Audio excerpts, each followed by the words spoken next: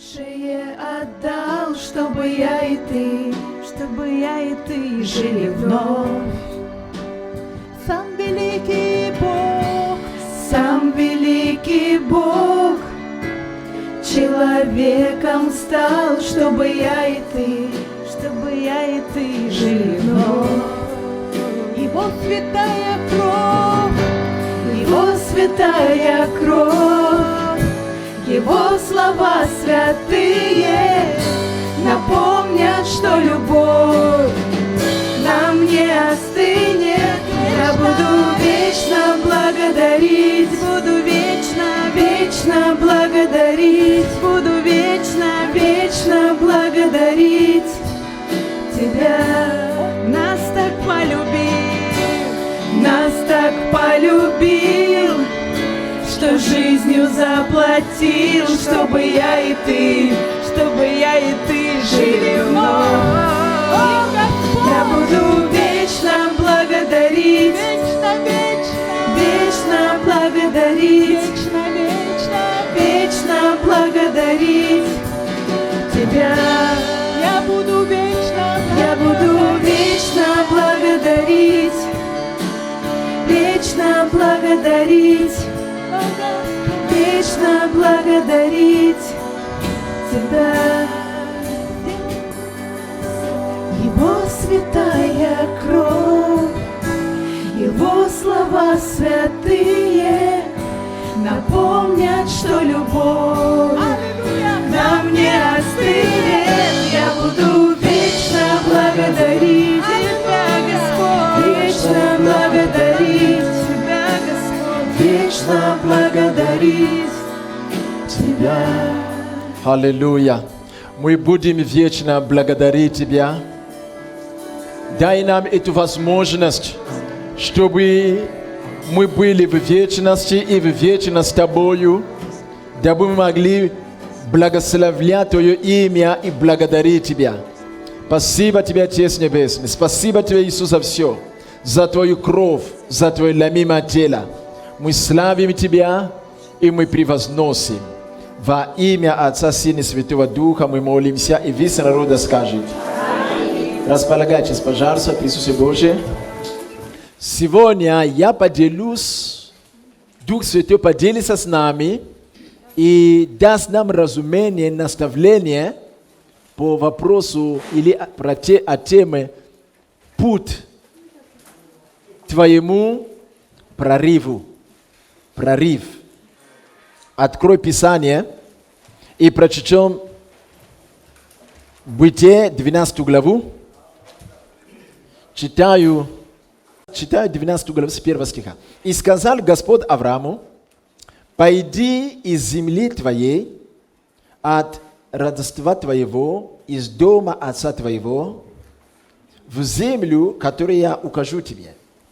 И я произведу от тебя великий народ, и благословлю тебя, возвеличу имя твое, и ты будешь в благословении». Аминь. Бог говорит Аврааму: пойди из земли твоей, из родства твоего, из дома отца твоего, в землю, которую я укажу тебе. И там я произведу от тебя великий народ, я благословлю тебя, я возвеличу имя твое, и ты будешь в благословении. Итак, тема наша называется «Путь к твоему величию». Путь к твоим благословениям. Путь к твоему прорыву. Бог любит нас. И Он любит нас не сегодня. Он возлюбил нас, когда мы еще не родились. С того дня, когда Бог создал Адама и Еву, Он возлюбил их. Любовью Бог создал. Он не то, что создал, а потом начал любить. Именно любовью, из-за любви Он создал все, что мы видим. И Он создал из-за любви человека. И Он создал человека, сотворил по образу своему. И любя свое творение и людей, Бог желал и желает всегда только блага для человека. Любовь не мысль зла. Любовь не ищет делать плохо. Поэтому Божья любовь, которая совершенна, именно в этой любви Бог от начала запланировал делать и давать только благо людям. Хотя Бог всегда желал и желает давать благо людям и творению своему, но Он не дает нам это благо во всякое время и во всяком месте. Есть время и есть место, где находятся твои благословения и где Бог желает благословить нас. Есть место, где Бог желает, чтобы наш статус пришел на следующий уровень. Мы это называем прорыв. Он сказал: я хочу дать тебе прорыв, Авраам, но выйди из этой земли, оставь дом отца твоего, иди в определенное место, куда я тебя укажу. И когда ты придешь туда, он говорит: я благословлю тебя, возвеличу имя твое, и ты будешь благословением. Он Бог, Он всемогущий. Значит, Он мог благословить его там. Он мог возвеличить имя его там. Но он говорит: нет. По определенной причине, которая неведома нам, Бог сказал: нет. Я благословлю тебя, я возвеличу имя твое, только когда ты выйдешь с этого места. Аллилуйя. То есть время и есть место, где ожидают тебе твои благословения. Есть место, где Бог ожидает тебя благословить. Есть место, где Бог ожидает, чтобы возвеличить имя твое. Есть место, где Бог желает дать нам прорыв. Когда мы будем читать до этого, мы узнаем, что у Авраама был отец, физический отец. Ну, поскольку Авраам есть, значит, кто-то его родил. И именно его отец имел в сердце оставить место, где он родился, где он родил детей, в том числе и Авраама, идти в другую землю, хананскую землю. У него появилось это желание в сердце. Когда мы читаем до этого, я не читал, чтобы не брать много времени.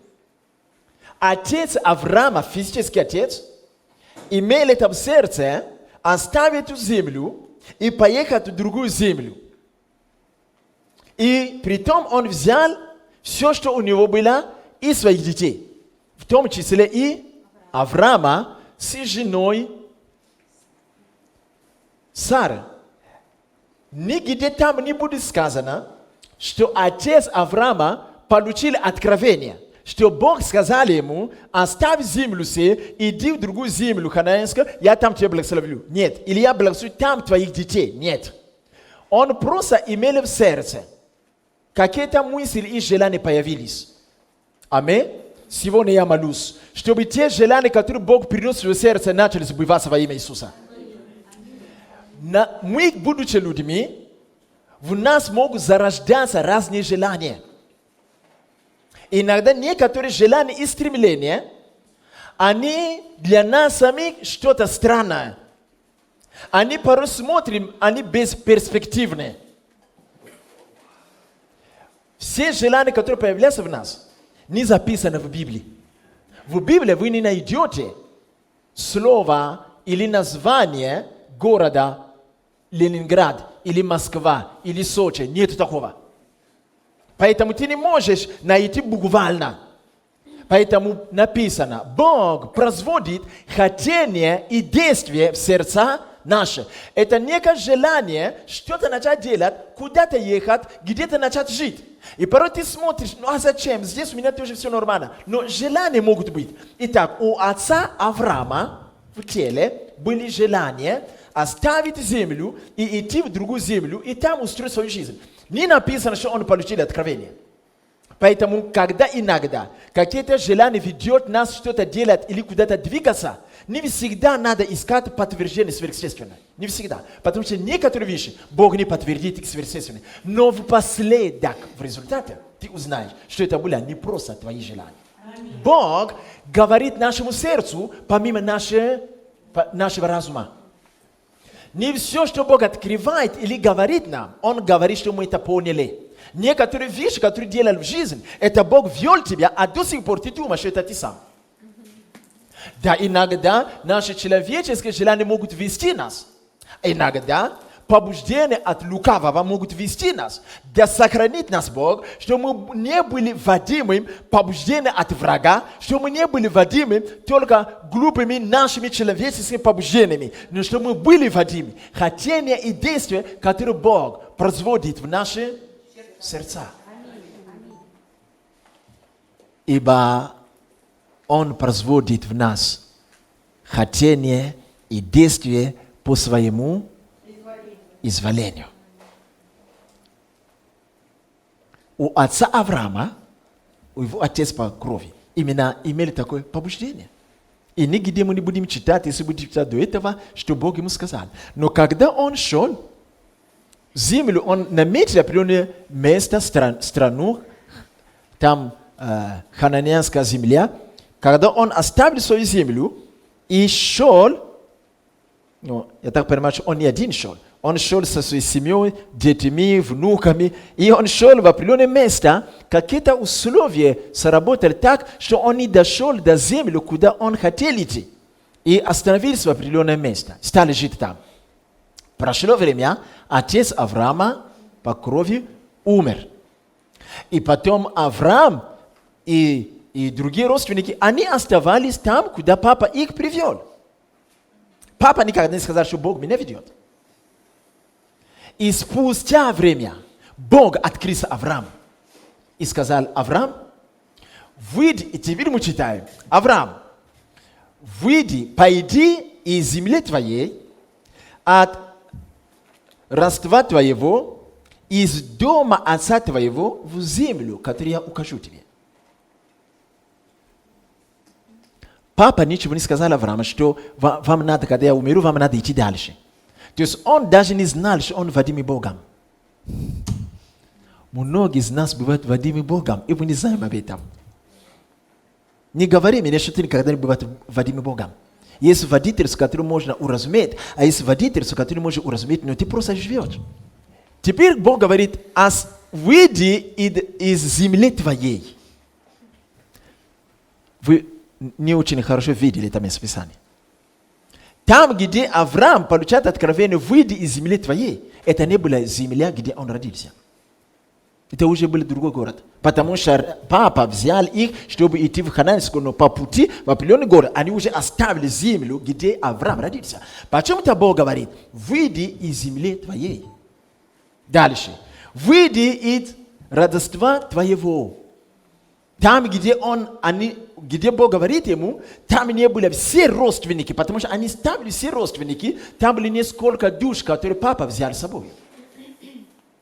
Но Бог говорит: выйди из родства твоего.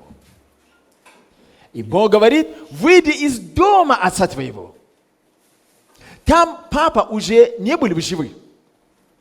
И это не был тот дом, который он строил от начала. Потому что они ушли из земли, где папа действительно жил от начала. Так что все, что Бог перечисляет здесь, физически, как будто это нонсенс. Хорошо. Выйди из земли твоей. Выйди откуда? От родства твоего. Выйди из дома отца и пойди в землю, куда я укажу тебе. Скажи: выйди. Выйди. Скажи: выйди. Выйди. Тема наша называется «Путь к твоему прорыву». Ты не можешь войти в прорыв свой, если ты ниоткуда не выйдешь или не вышел. Да, некоторые благословения, они приходят там, где мы жили, живем и привыкли жить. Но вы заметите, когда Бог говорит «выйди», Он не имеет в виду, чтобы Он вышел из дома, физического дома Отца. Он не имеет в виду выйти из физической земли, где Он родился. Потому что там, где они живут сейчас, они там не родились. Папа привел их туда. Они вообще путешествующие. Почему Бог так выражается? Что такое тогда в данном случае родство твоего? Что такое тогда в данном случае дом отца твоего? Что такое в данном случае земли твоей? Мы должны понимать, что Бог, Он Дух. И пути Божьи, они прежде всего духовные. Божье благословение для нашего прорыва, они духовные. В Библии написано, мы имеем именно духовное благословение во Христе Иисусе. Где? На небесах. Именно в переводе по-английски там есть как бы небесные места. В духовное измерение и в небеса, поэтому там слово не небо, а небеса. Есть 3 уровня небес, и каждое небо имеет свой апартамент, то есть разные места.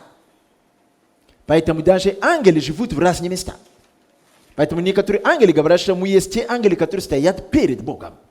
А другие ангелы так не могут выразиться, потому что они живут в другие места. Души умершие, праведников, живут тоже в разные места сейчас в Царство Неба. Только души, которые убиты за Христа, они находятся в месте, где называется подножие чего? Алтаря, жертвенника. Поэтому благословение Божие, они находятся в разных местах. Аллилуйя. Вы со мной? И это все духовное. Некоторые благословения рассчитаны на то, чтобы дать нам скачок в каком-то деле, чтобы достигли другой уровень выше. И эти благословения, они духовные. Все решается сначала в невидимом, в духе. Но чтобы они пришли, они будут ждать определенное время и определенное место. И Бог сказал, я хочу возвеличить твое имя, но я здесь не могу и не хочу. Тебе надо прийти в определенное место, именно я там это сделаю. Вы заметите, что сначала Бог дал именно хотение и действие отцу Авраама. Некоторые вещи, которые делаешь, не имея яркое откровение, подготавливают путь величия твоих детей. Ты можешь это не понимать. Но с другой стороны, некоторые вещи, которые люди делают, даже не осознавая этого, открывают путь проклятия их детей. Движение отца Авраама было приближено к тому, что Бог. Я вообще верю, что если они доехали до земли хананейскую, и отец не умер бы, вот это откровение не было бы так. Бог бы сказал что-то другое. Смотри, что происходит. Оставь землю, уходи с дома отца. О чем говорится? Кто-то может сказать, ну, чтобы мне иметь благословение прорывнее, значит, мне надо оставить Россию, уехать в Японию. Может быть так, но не всегда. Много уехали куда-то за океан, где думали, что хорошо только там, где нас нету. И некоторые мы слышали, что спят на улице. Поэтому не всегда это может быть правильно. Но о какой земле Бог говорит? Чтобы это понять, давайте пойдем дальше. Откроем Исход. Исход 2 глава. Мы читаем с 11 стиха. Спустя много времени Моисей вырос. Случилось, что он вышел к братьям своим, сынам Израилевым, и увидел такие тяжкие работы их, и увидели, что египтяне бьют одного еврея из братьев его. Посмотрев туда и сюда, и видя, что нету никого, он убил египтянин и скрыли его в песке. И вышел на другой день, и вот 2 еврея ссорятся. И Моисей сказал обижающим: «Зачем ты обижаешь ближнего твоего?» И тот сказал: «Кто поставил тебя начальником и судьей над нами? Не думаешь ли ты убить и меня, как убил вчера египтянин?» Моисей испугался и сказал: «Верно, это дело об этом узнали, и услышали об этом фараон». И хотели убить Моисея. Моисей убежал от фараона и остановился в земле Мадьянской и сел у колодца. У священника Мадьянского было 7 дочерей. Они вышли черпать воды, чтобы напоить скот, овец отца своего. И пришли пастухи и отгнали их. Тогда встал Моисей и защитил их, и напоил овец их. И пришли они к отцу своему, и он спросил: «А как вы сегодня так скоро пришли, вернулись домой?» Они сказали: «Какой-то египтянин защитил нас». Аминь. Мы знаем таинственное рождение Моисея и таинственная защита Моисея. Когда он родился, это в то время, когда в стране египетской были проблемы, потому что египтяне начали ревновать евреям, говорят, у них дети рождаются быстро, они быстро размножаются, скоро они начнут захватывать нашу землю, поэтому надо что-то начать делать. И начали убивать детей, особенно мальчиков. И вы помните эту историю, что Моисея взяли и пустили рядом в воде. Потом Марьям смотрели, пока одна из дочерей фараона не нашла Моисея, взяли в дом и начали воспитывать его как сына. Поэтому, развиваясь в доме великого царя, как ребенок фараонский, это он принц. Аминь. Аллилуйя.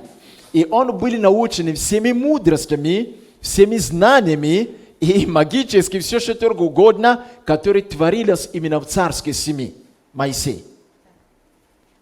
И мы помним, я прочитал этот случай, где он хотел заступиться, потом люди не поняли его, а потом услышали об этом фараон, Моисей убежал.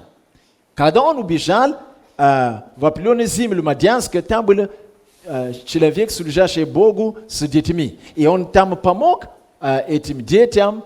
Вот. А потом они сказали: кто-то нам помог сегодня, поэтому мы смогли быстро напоить овец и быстро вернуться домой. Он египтянин. Скажи, египтянин. То есть, когда они увидели Моисея, они видели, что это человек из Египта. Почему они так говорят? Потому что они видели, как он одет. Потому что они видели, с каким акцентом он говорит. Потому что они видели, как он ведет себя. Аминь.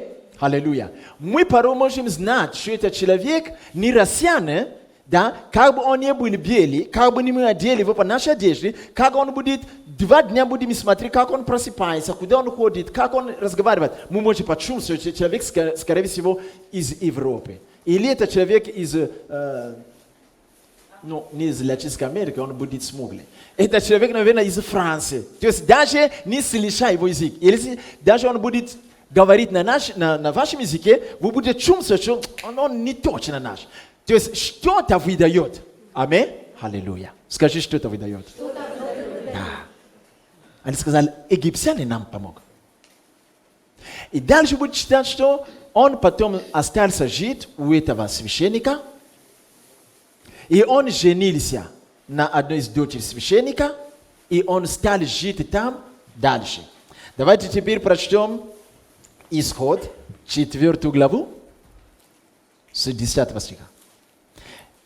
«И сказал Моисей Господу: Господи, я человек неречистый, и таков был и вечера, и 3 дня. И когда ты начал говорить с рабом твоим, я тяжело говорю и косноязычен. Господь сказал: кто дал уста человеку? и кто делает немым или глухим, или зрячим, или слепым, не я ли? Итак, пойди, и я буду при устах твоих и научу тебя, что говорит. Это то время, когда Бог посетил Моисея через куст, который горел, но не сгорал. И Моисей пришел, и Бог открылся ему через ангела и говорит с ним, что я увидел страдания моего народа в земле египетской, откуда ты убежал когда-то. Теперь я хочу, чтобы ты поехал туда и помог моему народу освободиться от рабства. Моисей говорит, я человек, не умеющий говорить. Я вообще косноязычен, я боязлив, я туда не могу идти. Слушайте меня, пожалуйста. Когда-то Моисей не мог сказать о себе, что он косноязычен. Когда-то Моисей был научен всеми мудростями египетской. По нашей логике, он как раз подходит идти к фараону и поговорит на его языке. Если Моисей начал мыслить по-другому, сказал, ну хорошо, Бог, я понимаю, ты по адресу. Я знаю фараона, даже что они там творят за закрытые двери. Поэтому я пойду, конечно, поговорю. Я бы сказал вам, если Моисей так бы вел себя перед Богом, Бог сказал, нет, ты не годишься. Подожди, если Моисей так сказал, Бог сказал, нет, ты не годишься, чтобы туда идти.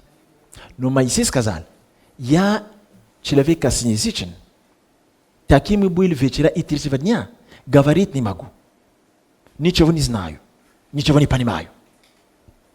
Бог по умолчанию говорит, как раз ты подходишь. И потом он говорит, я буду при устах твоих. Видите? Почему Бог так говорит? Потому что, да, действительно, Моисей не в силе выражаться и говорит властно. Но он же был научен этому раньше.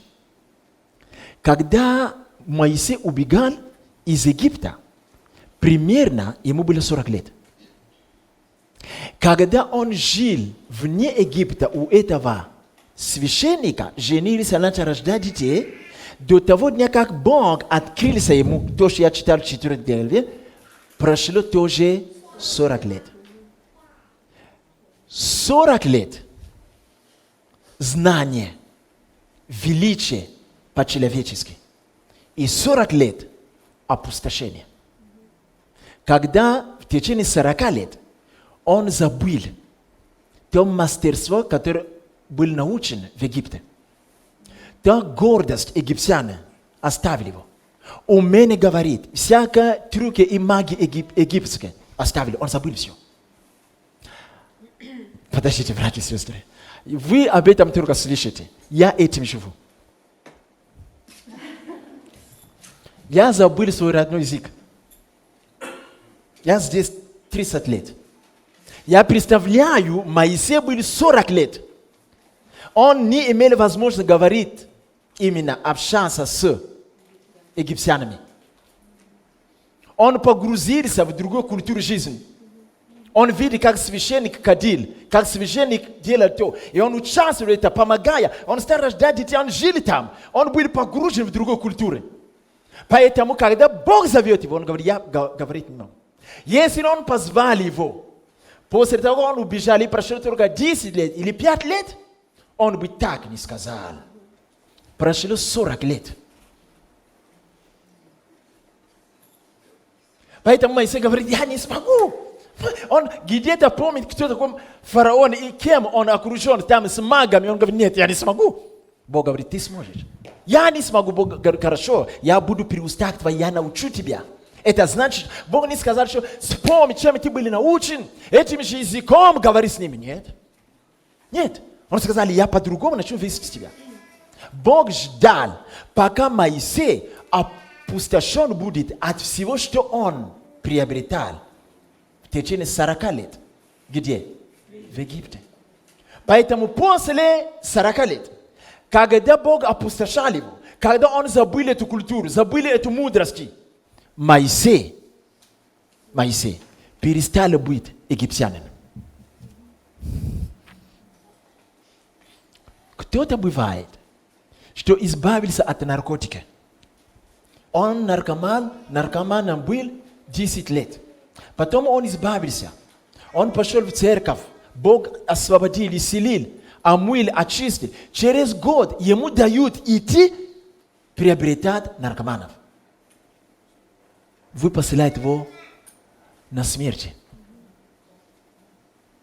Должен пройти большой срок, когда хождение с Богом, он приобретет совершенно другой характер, другой образ мышления, другой форму говорения, другой внутренней культуры. Только тогда он может вернуться туда. Но сегодня мы видим, кто-то освободится от чего-то, через месяц ему дали служение. Ты что? Вы убиваете. Сначала все пойдет хорошо. Это эмоциональная вещь. Потом и те, которые он учит, и он сам, они пойдут глубже. Ничего тут нового нету. Это жизнь такой. 40 лет приобретения чего? Египетской культуры. 40 лет опустошения или избавления от этой культуры. Конечно. Конечно. Потому что определенное время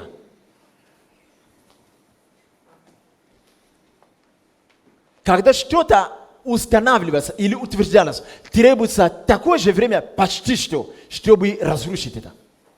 Петр отрекся от Христа трижды.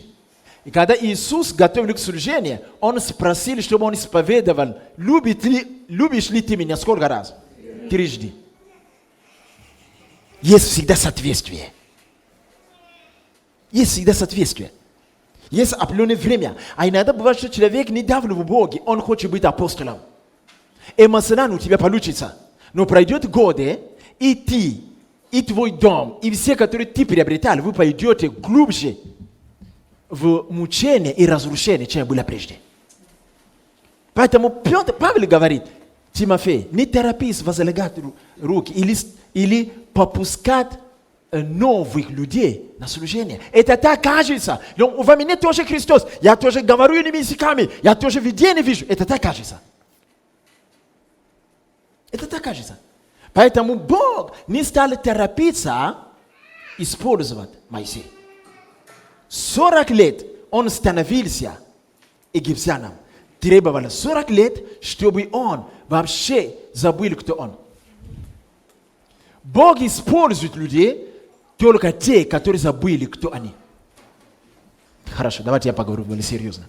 Поэтому он сказал, выйди из земли отца твоего, оставь дом отца твоего, родства твоего, и пойди в другое месте. Для чего? Не потому что эта земля слишком осквернена, что Бог не может туда прийти. Нет. Не потому что дом, как если некоторые учат, дом отца Авраама, наверное, был колдовством. Не было. Этот человек был богобоязненный. Но почему Бог выражается так? Эти вещи говорят о культуре. Есть определенная культура, слушайте меня, пожалуйста. Есть определенный образ мышления. Есть определенная убежденность внутри. То есть выйти не всегда связано с физической территорией.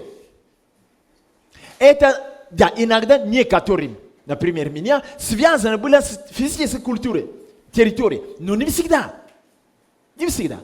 Петру и Яков, чтобы они стали апостолами, Бог не переселил их в другую страну. Нет. Но он работал с ним, что после 3,5 лет, когда ты видишь, и Петр говорит с тобою, ты понимаешь, что это не тот Петр, который был 3 года тому назад. Он вытащил из них всю еврейскую культуру. Он вытащил из них определенный образ мышления. Каковы мысли в душе человека, таков и мы, некоторые из вас слишком русские. Некоторые из вас слишком армяне. Некоторые из вас слишком африканцы. Некоторые из вас слишком корейцы. Поэтому Бог не может дать тебе прорыв. Аллилуйя. Как церковь может сказать, что в этой церкви мы не будем дружить с какой-то другой нацией, национальностью. Некоторые церкви говорят, это церкви, только церкви людей, которые Например, армян. Слышишь, есть такая армянская церковь. Я не против этих церквей. Я просто анализирую, я вижу, почему у многих церквей нет прорыва. У всех нас. Обособленности. Не должно быть такого. В Библии написано, дом мой, домом молитвы наречется для разных народов. Разных народов. Мы видим внутри церкви группировки. Бог не может тебя использовать. Потому что Бог сказал, выйди из земли, я покажу тебе землю, куда тебе надо прийти. И там я возвеличу имя твое. То есть трансформация, есть переход.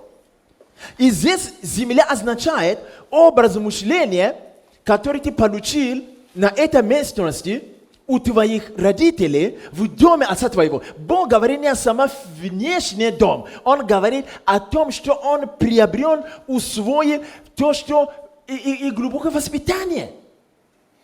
Есть определенный образ мышления. У большинства людей в определенном месте, территории, есть типичный народный образ мышления. Если в каком-то месте ты увидишь, что они все почти что думают одинаково. Если даже не сама мысль, а образ мышления, как бы типаж такой есть. Поэтому Бог не может возвеличить твое имя. Типаж, образ мышления. Ты увидишь, где-то люди рассуждают, что-то, ты поймешь, что вот это армяне, вот это африканцы, вот это корейцы, вот это русские. Кто может сказать, ну что, мы должны потерять свою индивидуальность? Как вы думаете? Я не могу сказать, потерять, не потерять. Одно знаю, Иисус сказал, кто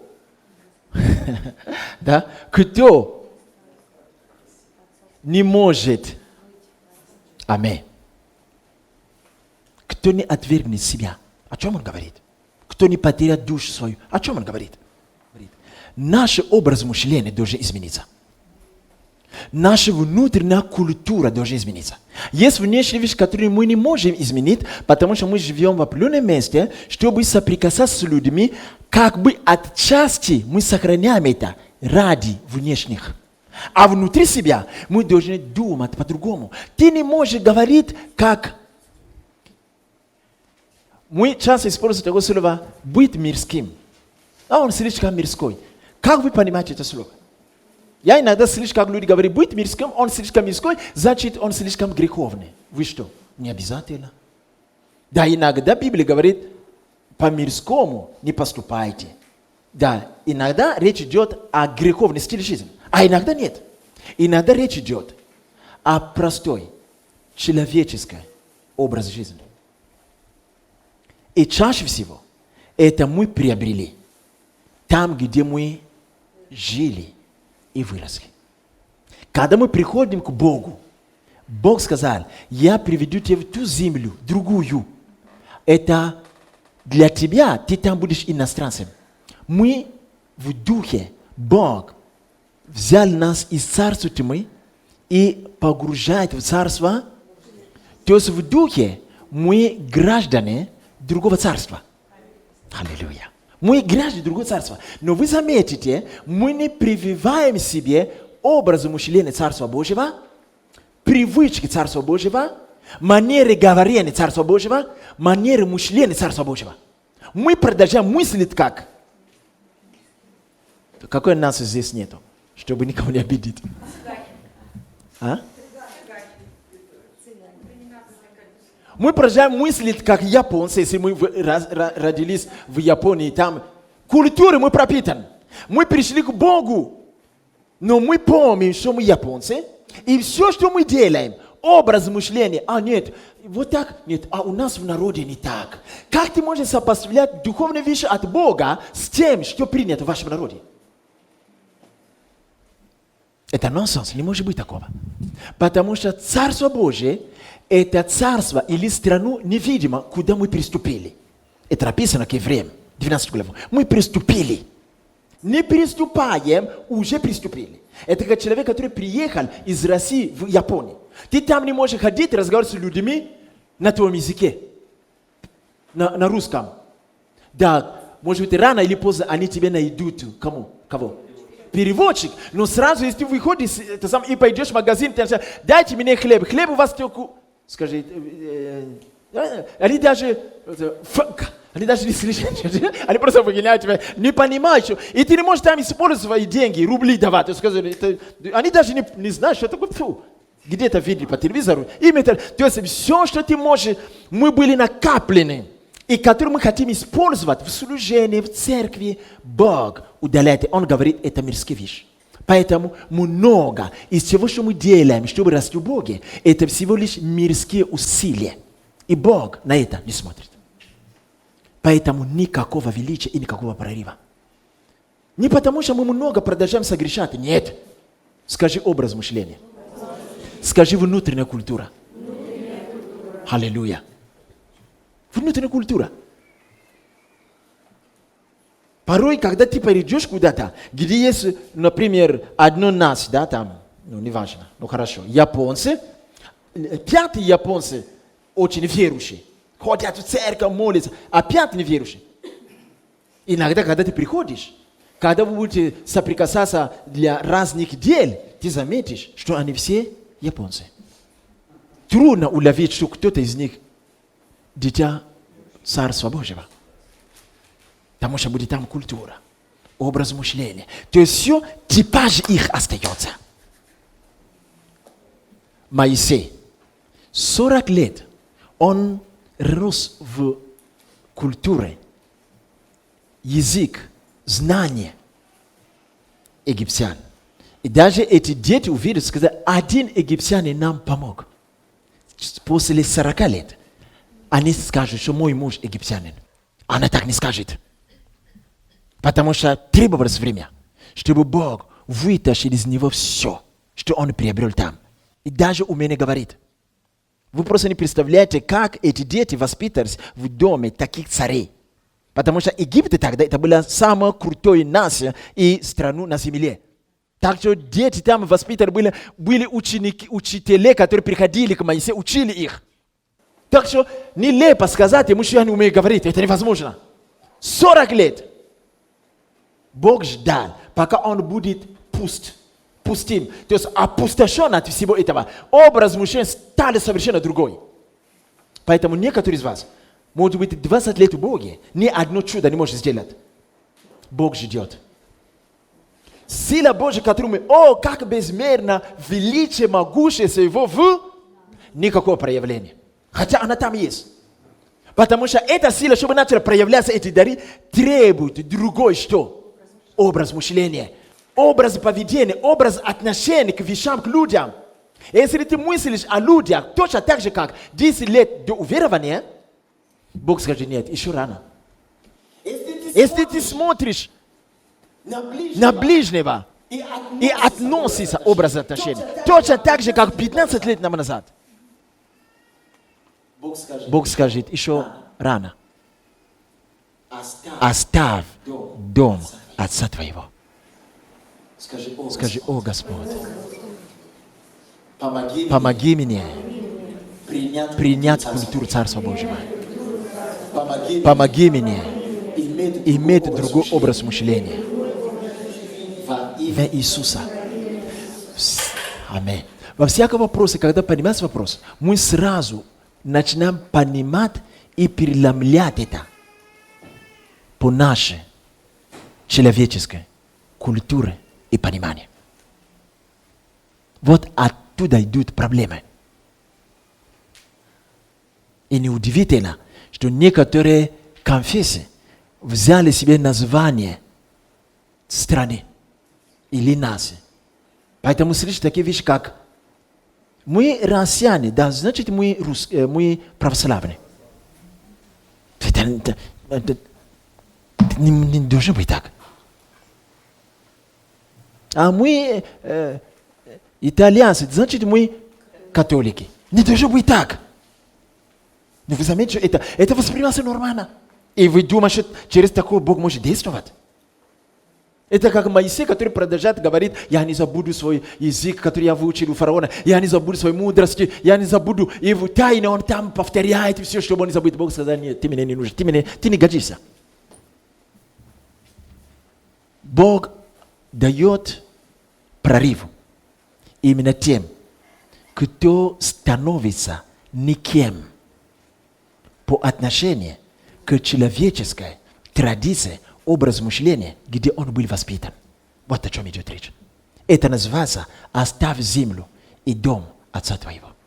Речь идет не о физических вещах. Оставь ту культуру.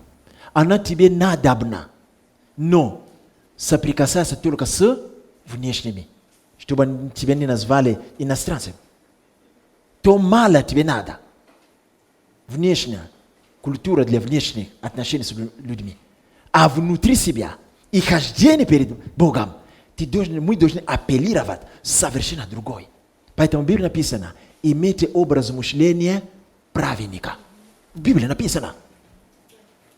То есть среди много образов мыслей мы могли иметь, быть воспитаны, неважно, Китай, Япония, Африка, неважно. Когда мы приходим к Богу, мы должны научиться сбросить с себя все эти глупости и научиться иметь образ мышления праведника. Аминь. Вот. Поэтому Моисей говорит: я не пойду туда, потому что то и другое я не могу. Он знает, о чем он говорит. А Бог говорит: хорошо, я понимаю, что тебе теперь трудно, потому что ты не можешь выражаться на их языке. Ты не сможешь стать верным, потому что ты даже не знаешь. Все забыл. Теперь как раз ты годится. Я буду при устах твоих. Мы не часто доверяем, что Бог был при устах наших. Мы не часто говорим, что Бог давал нам мысли, откровения. Мы держимся за то, что мы имели. Я недавно приводил пример, в четверг, да, где я говорил, сновидение, которое я видел. Где я вышел, и я попал, я понимаю, что я знаю это место, но когда я вышел, я понял, что я не могу ориентироваться. Но появился человек, который давал мне указания, куда идти. Вот так, Царство Божие для человека – это новая территория. Язык в Царстве Божьем другой, там языки Бога и ангелов. Алло? Образ мышления другой, там Бог прививает всем свой образ мышления. Это называется образ мышления праведника. Отношение к людям и друг к другу другой, там отношение любви без претензий и капризы. Там другое отношение. Кто хочет быть больше, да будет слугой. Видите, все наизнанку. Вот когда мы начинаем получить квалификации именно в этих вещах, Бог начинает давать нам прорыв. Мы не можем оставаться слишком человеком, держаться свой образ мышления, как любили ненавидеть людей на улице, так же любит ненавидеть людей в церкви. Как Бог может дать тебе прорыв? Как? Это невозможно. Как любили клеветать, говорить ложь о людях за спиной, так и клевещем в церкви. Как Бог может повернуться к нам? Как? Давайте прочтем еще одно местописание. Кто-то скажет: Григорий, ну это же Старый Завет. Числа, 11 главу. С 1 стиха. Народ начал роптать вслух Господа. И Господь услышал и воспламенился гнев его. И возгорелся у них огонь Господень, и начал истреблять край стана. И возопил народ к Моисею, и помолился Моисей Господу, и утих огонь. Но и пришельцы между ними, 4 стих, стали обнаруживать прихоти и с ними, и сыны Израилевы. Сидели и плакали, и роптали, и говорили: кто накормил нас мясом? Мы помним рыбу, которую мы кушали в Египте. И мы кушали эту рыбу даром. Они забыли, что их били там, как это Сидорова. Господи, мы просто человека помилуй нас. Не так ли мы поступаем? Когда я был в миру лучше, тут то нельзя. Только молиться постоянно. Ходить в эту церковь. Я бы спал себе. 5 дней работал. Видите? Суббота и воскресенье. отдохнули бы хорошо. А еще ходить, то служение с утра до вечера. Этот Григорий, наверное, не знаю. И начинается. Прочитал. Мы помним рыбу, которую мы ели даром. Огурцы и дыни, да? И лук, который нам давали, и чеснок. А тут, слушайте, душа наша унывает.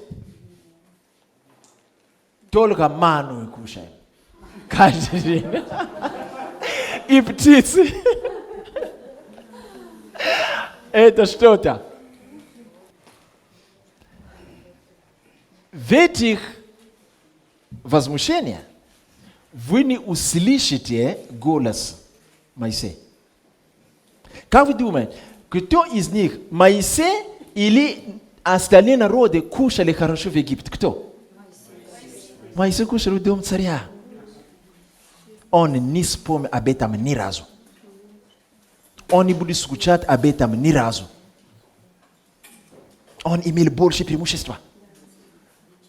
У него были совершенно две преимущества. Египетское, где он был как маленький фараончик. Он мог бы идти покаяться. Фараоны были милостивы, взяли бы и сказали, хорошо, покайся, живи. Если он был на их стороне, они только искали, кто еще будет. Это наши роды почти что. Избавлены были от этого. Он жил у священника, женились, а там идет спокойная жизнь. Ушел оттуда. Теперь Бог сказал, когда вы выйдете через знамения чудеса, я дам вам землю, где течет молоко и мед. Все выглядит, что это произойдет завтра. Вот и несколько лет, 40, они ходили в пустыне. Никакое молоко и никакой мед. Манна каждый день. Нет, некоторые из вас просто слышали об этом. Я этим жил. Бывало время, когда несколько месяцев мы кушали только кильку и пшеничную кашу, которую мы называли, в конце концов, объедение.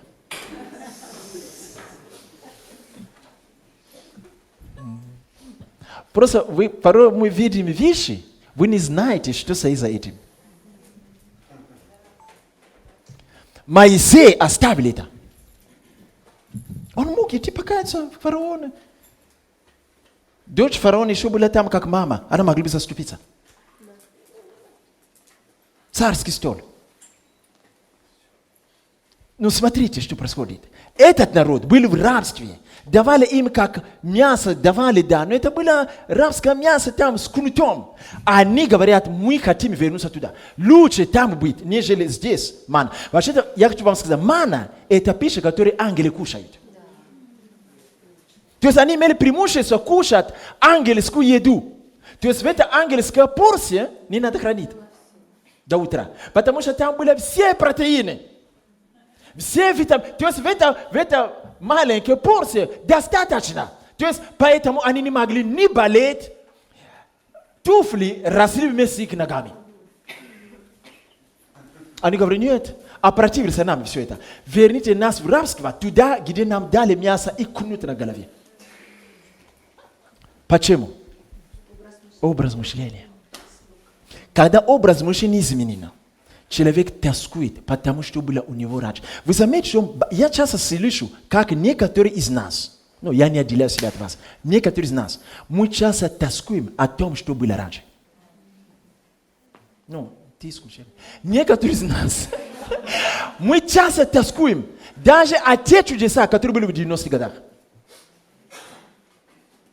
Если где-то 3 года тому назад мы кого-то помогли исцелением или чудом, мы только об этом и думаем, об этом только и говорим. Я хочу сказать, Моисей никогда не говорил ни о своих провалах, ни о своих успехах. Он никогда не повторял людям, что вы со мной так? Я видел Господа лицом к лицу. Никогда. Вы не услышите это от уст Моисея. Никогда. Покажите мне в Библии, этого нету. Не о своем, кого-то он убил когда-то, не о том, что он говорил с Богом лицом к лицу. Он сказал об этом один раз в начале, чтобы поверить, и все. Даже когда его укоряли, в следующей главе будете читать, Марьям и Аарон наезжают на Моисея. Он никогда не говорит, я круче вас. Он падает и плачет, и Бог приходит за ним. Он другой. А мы помним все. И хорошее, и плохое. Если когда-то изгнали беса, мы будем только об этом говорить постоянно. Поэтому, пока ты думаешь и говоришь о том, что делал 5 лет назад, ты возвращайся на тот же уровень, ты дальше не пойдешь. Сам Бог никогда не напоминал этим ребятам то, как они жили и как Он поступал. Только когда они давали глубочайший промах, начали ходить к Вельзевулу, вот тогда Господь послал пророка и сказал: разве вы забыли? Я вывел вас из Египта. Почему? Это было как бы напоминание, чтобы отрезвить их, откуда они вышли.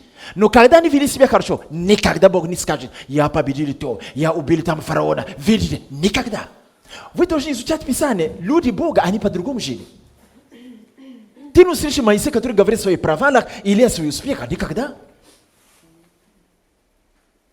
Никогда. Если даже ты придешь и скажешь: Моисей, слава Богу, что ты разговаривал лицом к лицу Бога, скажи: да будет Богу все слава. То есть он не видит себя в этом. Он передает все Богу. Но мы не такие. Мы помним все успехи, которые были на прошлом служении. Мы даже знаем более четно число, сколько проповедей были там и пророчества. Зачем тебе это надо? Молись, чтобы Бог это смывал с тебя. Мы помним, если кому-то подарили кусок хлеба, мы помним это. И когда мы что-то говорим, начинаем приводить пример. Зачем тебе это надо? Моисей не такой. Моисей не такой. Вы видите, где спрятан наш прорыв. Поэтому большинство чудес, они до нас не доходят. Но Бог не изменился. Бог не изменился. Они в пустыне. Они ропщат перед Богом. Они видели, как Бог открывал море перед ним. Неужели Дух, который открывал море, неужели этот Дух не сможет кормить их?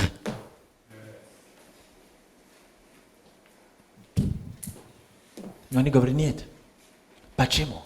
Скажи образ мышления. Они вышли из Египта, но Египет не вышел из них. Моисей вышел из Египта, и Египет вышел из них. А они вышли из Египта, они вышли из Египта, они вышли из Египта, они прошли сквозь море, они шагнули в другую землю, но Египет находится в них. Они вышли из мира, мы вытащены из мира царства тьмы, мы пережили крещение водное, крещение Духа Святым, мы теперь на другой территории, которая называется церковь, мы тоскуем всегда по миру. Потому что мир не вышел из нас. Вот об этом идет речь. Мир не вышел из нас. Мы стараемся иметь в устах другой лексикон. Но этот лексикон не выходит из глубины нашего сердца. Почему? Потому что сердце наше, глубина нашей души занята чем? Миром. Поэтому малейшее неблагословение, все. Зачем? Я ухожу, а иду обратно в мир. Когда я работал тебе там, и у меня было все хорошо. А теперь только надо ходить в церковь, и Бог мне ничего не дает. Поэтому я пойду обратно туда. Все. Почему? Ты идешь туда, потому что мир тебя тянет. Она не вышла из тебя. Моисей, как бы ни было трудно, он никогда не сказал: о Бог, верни меня обратно туда. Нет. Или к священнику, где я был с женой, спокойно пас овец. Тоже нет. Никогда. Наша тема называется «Путь к нашим благословениям». Аминь. Путь к твоему величию. Бог сказал: я возвеличу имя твое. Но ты должен уйти от много чего. Это много чего не только снаружи, но и снутри. И снутри. Только тогда. Только тогда. Дайте нам манна. Нет. Дайте нам мясо и репчатый лук, который под кнутом мы ели. Только не это манна. Ангельская пища. А противная душа наша — это ангельская пища. Я бы ангельскую пищу. Вместе с ангелами. Аллилуйя. Аллилуйя. О, Господь, помоги нам. Помоги нам. Христианство сегодня Это как что-то, которое мы приносим, или кто-то приносит в какую-то культуру. Неважно, какая страна или какой континент, в какую-то культуру. И мы ждем, чтобы ассимилировать, есть такое слово, да? Именно Царство Божие с данной культурой. А должно быть отделение. Должно быть отделение. Отделитесь от них, уходите от них, тогда я приму вас. Это Бог говорит через пророка. Принесли Евангелие, но теперь мы адаптируем Евангелие по культуре, которая уже была. Адаптировать не надо. Не Евангелие под культуру и не культура под Евангелие. Должно быть разделение. Мы не можем быть людьми веры, в то же время иметь точно такой же образ мышления, который у нас был 10 лет назад или год тому И если мы мыслим такими масштабами, то вера у нас – это слова, она не сердце. Каковы мысли в душе человека, таков и он. Мы открываем Филиппийцам, это уже Новый Завет. 3 глава, с 4 стиха. Хотя, он говорит, многие надеются на плоть. Хотя я могу надеяться и на плоть.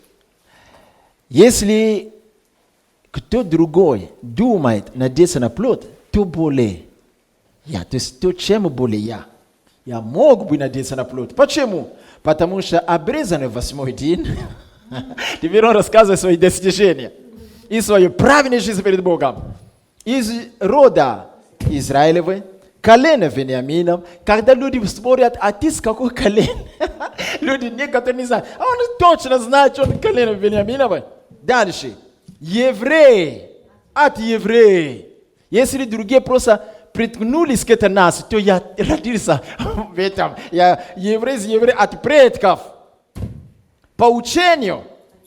Фарисей из фарисеев. По ревности. Гонители Церкви Божьей, по правде закона, слушайте, непорочны.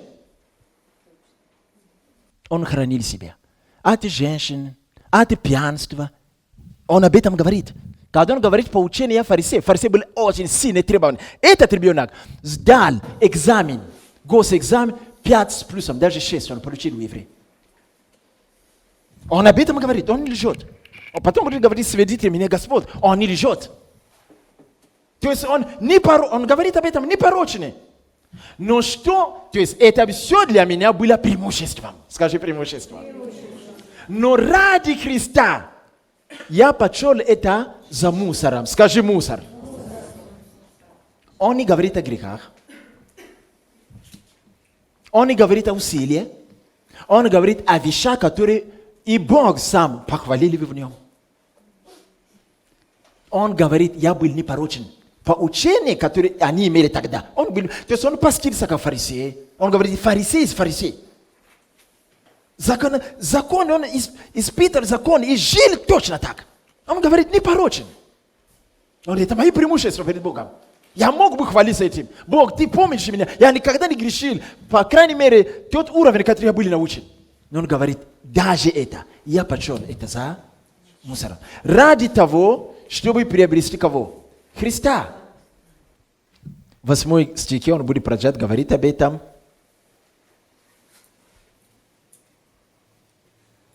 Для Него, для Иисуса Христа, я от всего отказался. Он не говорит о плохих вещах, он говорит о хороших вещах, которые давали ему преимущество. А он не о грехах говорит, как некоторые учат. Не об этом. Он говорит о хороших вещах, которые действительно и Бог требовал для евреев тогда.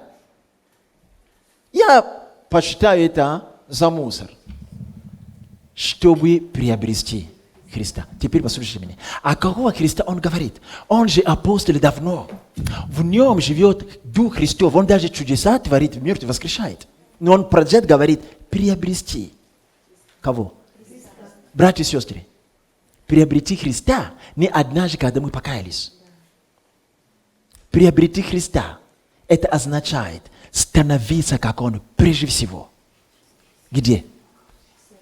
В сердце, в душе, в образ мышления, манере думать, манере говорить, стиль жизни Христов. Вот об этом Он говорит. Поэтому, в конце концов, Он будет говорить, да будет у вас те же чувствования, как и. То есть чувствовать Христов, да должен быть у нас. Как Христос, так и мы. То есть должно быть такое, что когда Царство приходит куда-то, чтобы исследовать людей, они видят, говорят, как? Вроде фейс, лицо как лицо. Это лицо, смотрю, как Наташа. А как она говорит, как она думает, как она относится, как тот, они называют его праведником, как тот праведник. Вроде она в женском теле, но как она говорит, вроде голос женский, но суть того, что она говорит, как она мыслит, как она относится к людям, как тот праведник. Вот цель Бога. И тогда прорыв приходит. Понимаете, когда я это начал понимать, мне стало жалко себя. То, что Бог может даже творить чудеса через нас, это вообще благодать на благодать. Мы не подходим, поверьте. Мы не подходим. Коснись более глубокий вопрос, ты увидишь, что ты разбудил старого Адама. Коснись что-то более сердечное, ты увидишь, что ты разбудил Феофил, который 100 лет назад на всякой мелочи может тебя задушить. Займи деньги, 10 рублей и не возвращай в то время, когда ты ожидаешь. Ты увидишь, как он тебя начнет душить. А Иисус так бы не сделал. Начали не оправдать только его ожидания. Завтра он тебе враг. Проклинать его в тайне. А он ходит в церковь. Я вас не люблю. Жалуется постоянно. Образ мышления.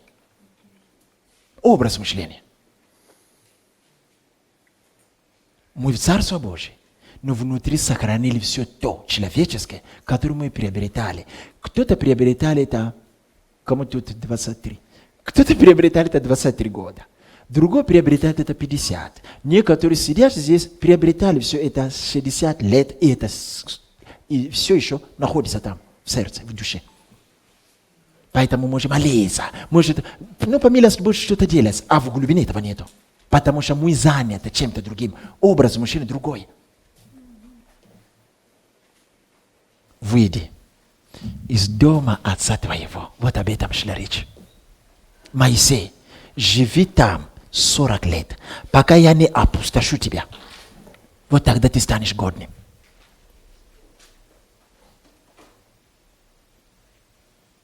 Не ставить новорожденные быстро на служение. Павел говорит, он знает, о чем он говорит.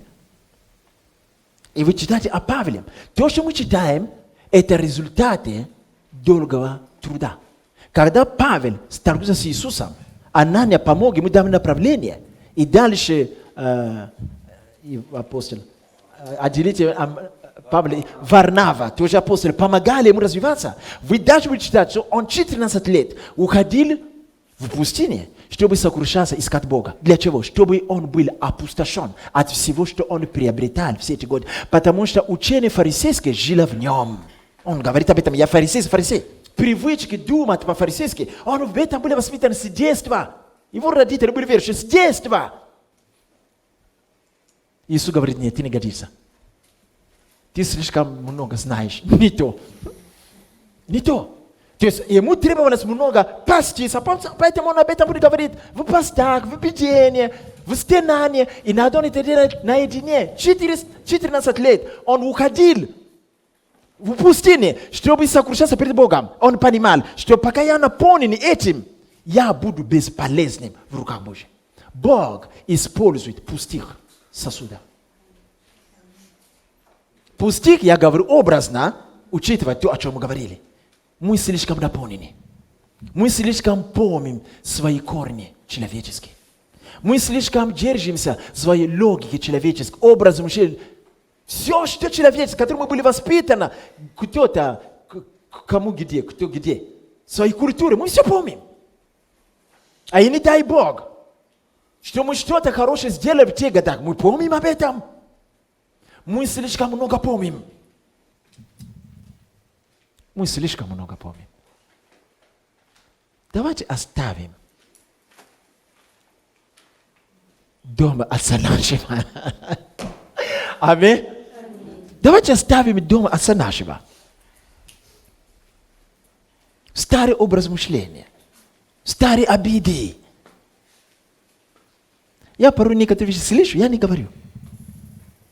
Я еду домой, думаю, Господи, как мы явимся перед Тобою? Как? Помоги мне и всем нам. Я слышу такие вещи, вот то-то с тем-то произошло, вот там они дружат. Как мы явимся перед святым? Как? И зато хотим, чтобы Бог использовал нас. Это вообще нонсенс. Это вообще... То, что что-то происходит, это вообще не знаю. Бог очень сверхмилостивый. Поверьте мне. Как? Некоторые из нас, тебе еще надо 40 лет, чтобы ты начал хотя бы молиться за кого-то. Почему? Потому что молиться за кого-то – это выражение любви. Если ты любишь человека достаточно, зачем ты молишься за него? А нас все обманули по-другому. А лишь бы молиться, ты же помазанный. Помазание слушает голос любви.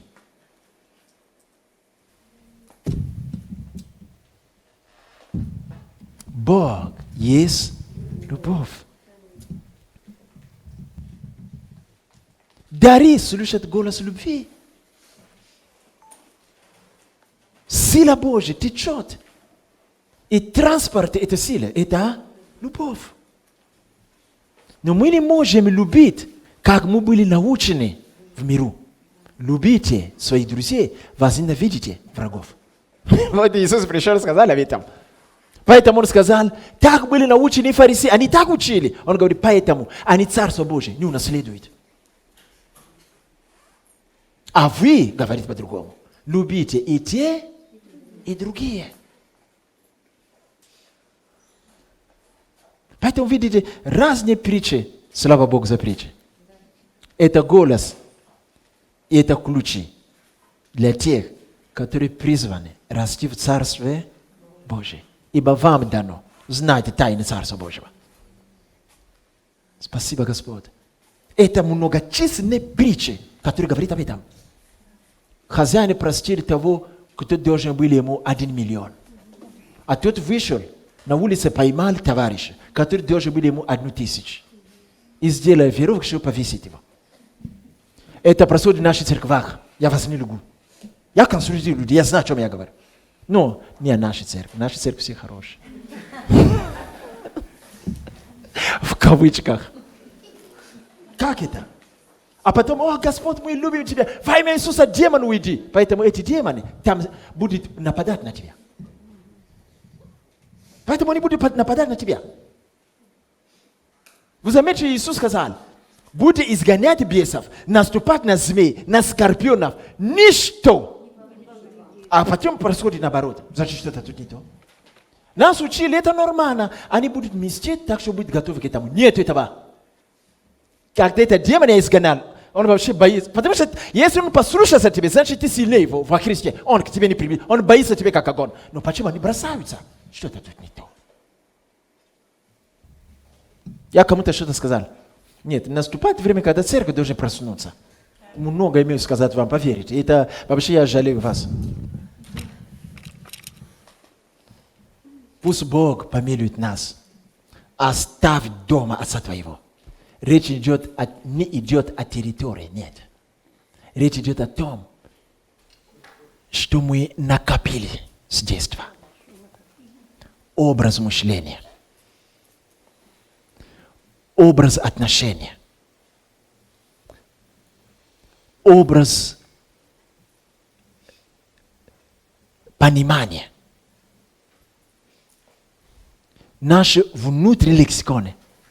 Род наш может лгать, сказать очень приятную вещь. Там написано в притче. Он говорит, кушай со мною в одну тарелку. А внутри он мыслит о тебе злой. Поэтому то, что мы говорим, это еще мало о чем говорит. Бог взвешивает не уста, он взвешивает сначала сердцем. Но, конечно же, он будет взвешивать и слова, потому что словами твоими ты и словами твоими осудишься. Но он сначала взвешивает сердце. Итак, то, о чем я говорю, образно говоря, как культура, это вещи сердца, это вещи глубины души. И пусть Бог поможет нам, чтобы мы не боялись то, что мы боялись 20 лет назад. Потому что у нас теперь во Христе есть только один страх. Это страх. Но вы заметите, что мы исповедуем свои страхи повсюду. А что отличает нас от людей мира, которые такие же страхи исповедуют? Я боюсь колдунов. Там монеты бросили рядом с моим двором. И когда он ходил, что-то шептал вокруг меня. Люди церкви говорят точно то же самое. В чем тогда мы отличаемся? Как? А в Библии написано, что если человек рожден от Бога, у него только один страх в сердце. Это страх, а мы боимся людей. Люди мира боятся тоже людей, и мы тоже. Мы боимся завтрашний день. Люди мира боятся, будет кризис, что хуже в России, наверное, Россию продадут. И мы точно так же говорим. У меня вопрос, в какого Бога мы уверовали? Вы не увидите, чтобы апостолы ходили и говорили, как наша страна, Израиль, были оккупированы римлянами, наверное, через 5 лет будет хуже. Вторые римляне приходят. Вы не услышите такие слова из уст Петра. Никогда. Никогда. Но они живут в этой стране. Они понимают, что это трудно, нападут на них. Говорю, и что? Брат об этом сказал, яма червей, да? Мы не желаем ямы червей. Но хотя бы образ мышления изменить. Мы исповедуем точно то же самое, что люди мира, хулящие Бога, исповедуют. Испытай себя, ты увидишь, что ты говоришь то же самое, как... Исключение, когда ты читаешь Библию. И как только ты закрыл опять, вот эта страна, все идет не так, как это. И начинается, цари не такие, президенты такие. Ты что? Ты никогда услышишь, чтобы Иисус или апостолы говорили о том, что там Нерон родится или кто-то там. И они говорили, Господи, мы знаем, что может быть и так, но мы надеемся на Тебя. Мы благословляем своих царей, чтобы... И они об этом дальше будут говорить. Помолились, и все. Они говорят о Царстве Божьем. Но вы видите, люди в церкви сидят, целый час они будут говорить о том, какой президент был, а какой лучше, а какой будет еще хуже, а какой мы промолим, чтобы он пришел. Вы что? Есть такая теория, да, мы ставим царей, потому что мы церковь, мы ничем занимаемся. Церковь не то, чтобы ставить царей.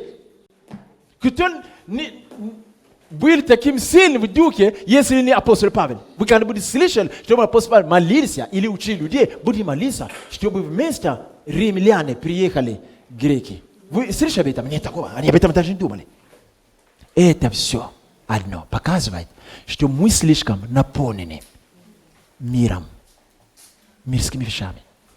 В разные ракурсы. Еще говорит только об одном. Мирскими вещами. Мирскими вещами. Образ мышления. Помним все промо, которые были 15 лет назад. А если был там один успех с Божьей помощью, помним об этом всегда. Зачем? Потому что человек, который имеет образ мужчины, праведника, у него чело направлено на вперед, забывая заднее. Он не о грехах говорит. И о промахах, и об успехах. Забывая заднее. Я устремляюсь вперед. Мы призваны идти вперед. Мы призваны слушайте, я заканчиваю. Мы призваны хвалиться будущими успехами. Вы со мной? Давайте я вам скажу тайну. Мы призваны благодарить Богу. Да? За прошлые победы или поддержка. Но наше благодарение должно быть более глубокое и более широкое, когда мы благодарим Бога за будущее. Вы заметите, в молитвах мы больше благодарим Господа в течение часа за кровь. И ни слова о том, что в будущее Он будет делить добычу с нами и будем управлять царствами. Нет такого. Это как-то где-то говорится все. Поэтому мы живем в прошлом. Христианин – это сердце, которое направлено наперед. Вперед. А если много говорит, когда будем говорить о вещах, которые Бог дал нам, и которые будет, вера наша начнет расти. А мы зациклены. Когда Иисус воскрес, вы читали в Библии, что Он начал говорить им много о том, как Он пострадал, о том, как Он напоминал, помните, как я за вас умер. Вы видели это в Библии? Нет такого.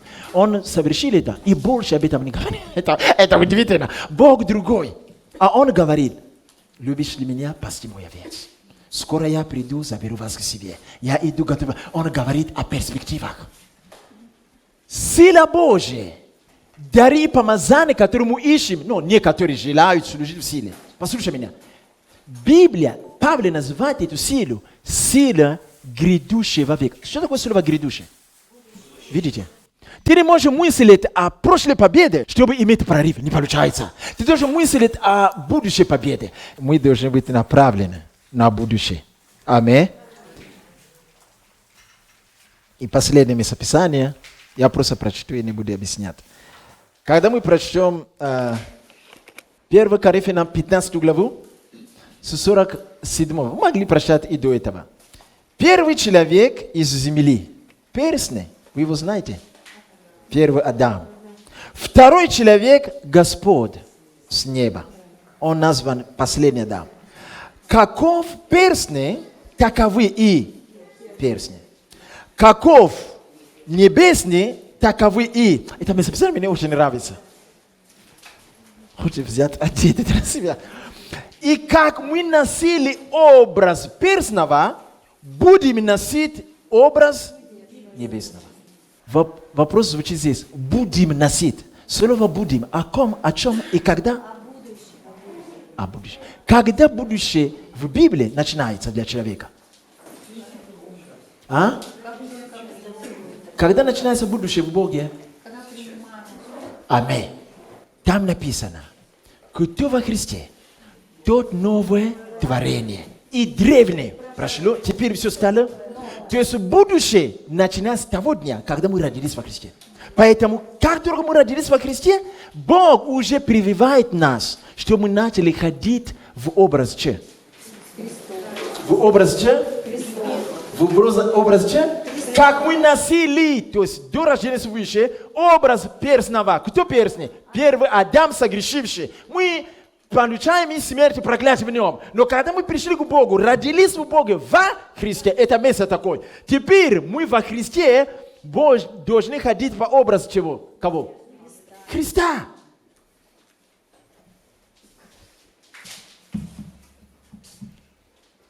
Как ходить в образ Христа? Думать как Христос, говорить как Христос, жить как Христос, все преломлять через волю Христа. Как вы думаете? Если кто-то пришел рядом и начал там бормотать какие-то вещи бесовские, и Христос сидел бы рядом, как вы думаете, что он бы начал говорить ученикам? О, смотрите, как тот пришел колдовать. Уйдем сейчас отсюда. Скоро меня... поэтому здесь, значит, стреляет. Наверное, он меня... Как вы думаете, Иисус сказал бы так? Нет, вы смеетесь. У меня проблема не с вами, с самим собой. Поверьте мне. Я хочу вырасти в вере. Я вижу, что у меня что-то не то. Поверьте мне, я сижу и плачу. Не получается. Мне нужна помощь. Я вижу, что Библия и я, мы отличаемся. А я-то призван жить так. Христос, что вы сказали, меня стреляют, потому что меня колдовали. Деньги закончились, значит, сделай последние булочки, и завтра умрем с сыном. Иисус бы так сказал, он сказал бы так. Отец мой контролирует и будущее. Если он желает, чтобы жить, завтра я буду, значит, хлеб упадет с неба. Вот и рассуждение Иисуса. Мы так не рассуждаем. Поверь, я сказал вам авансом, у меня не с вами проблема, у меня сам с собой. Потому что я вижу искажение. Я могу настроиться, но не получается. Это значит, что-то, который унаследовал от отцов, мешает мне. Или учение неправильное, которое я получал, когда я начинал путь христианский. это учение испорчено, как у апостола Павла. Испорчено вот так, что ему потребовалось. То, что мы читаем о Павле, это плоды после чуть свыше 15 лет. Вот в этом учении, о чем мы говорим сегодня. Пока Бог не опустошил его полностью. Поэтому он уже потерял себя. Теперь он стал годным в руках Божьих. Запомним это. Если мы не потеряем свою душу, чудеса не могут двигаться от Бога через нас. Скорее всего, они будут бесовскими. А как потерять душу? Не обязательно идти броситься с 5-го этажа.